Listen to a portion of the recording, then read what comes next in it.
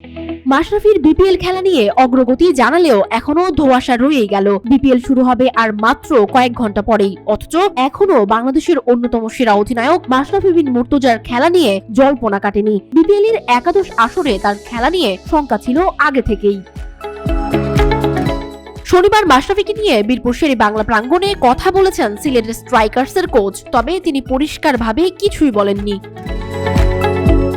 মাহমুদ ইমন বলেন, মাশরাফি এখনো আমাদের স্কোয়াডে আছে, কারণ আমাদের দলের ওতপ্রোত অংশ হচ্ছে মাশরাফি। সবকিছুই পরিস্থিতির উপর নির্ভর করছে, মাশরাফি কি অনুভব করছে এবং ফিটনেসের অবস্থা কি, এসবও বিবেচনায় থাকছে আমাদের। সে যদি খেলার পর্যায়ে থাকে বা পরিস্থিতি যদি ভালো থাকে তাহলে অবশ্যই খেলবে। তার সঙ্গে ফ্র্যাঞ্চাইজির কেমন কথাবার্তা হয়েছে এমন প্রশ্নে সিলেটের স্ট্রাইকার্সের কোচ ইমন বললেন, কথাবার্তা চলছে, কিন্তু পরিস্থিতির ওপর নির্ভর করছে সব। তার ফিটনেসের অবস্থা নিয়ে কথাবার্তা হচ্ছে, তবে প্রস্তুতিটাও গুরুত্বপূর্ণ। ফিটনেস এবং মাশরাফির সিদ্ধান্তই প্রাধান্য পাবে বলে জানান সিলেটের কোচ। তিনি বলেন, যতক্ষণ পর্যন্ত ফিট হবে না খেলার জন্য আমরা মনে করি ততদিন পর্যন্ত আমরা বিবেচনায় আনবো না মাশরাফিকে।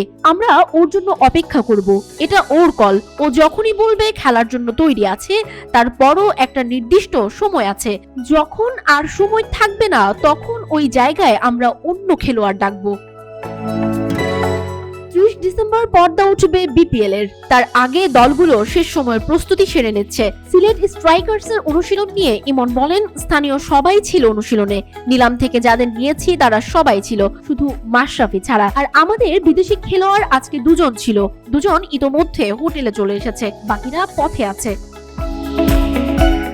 প্রসঙ্গত, সিলেটি স্ট্রাইকার্সের স্কোয়াডে আছেন Tanzim Hasan Sakib, Zakir Hasan, George Munsey, Paul Stirling, Rony Talukdar, Mashrafe Bin Mortaza, Jawad Abrar, Al Amin Hossain, Arafat Sunny, Ruyel Miah, Ariful Haque, Nihaduzzaman, Nahidul Islam, Rahkeem, Cornwall, Samiullah Shinwari ও রিজ টপলি।